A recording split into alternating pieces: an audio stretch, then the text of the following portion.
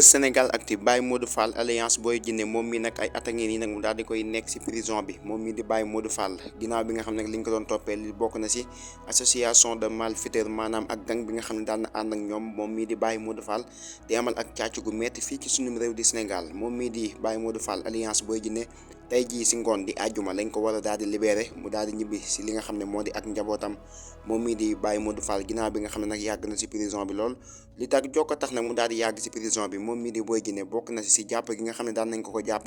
mu daan rëcc saasu ne loolu yi waral heure bu rëccee rek ñuy yokk ak penam ba tax na daan na def lu mat juróomi at si li nga xam ne moo di prison bi tey jii nag di àjjuma tey jii si ngoon lañ ko war a daal di libéré mu ñibbi si ak njabootam mbokk yi di leen jaajëfal ci ànd beeg Buzz Sénégal Actu di leen wax ngeen wéy di abonné tey activer cloche de notification bi jërë ngeen jëf.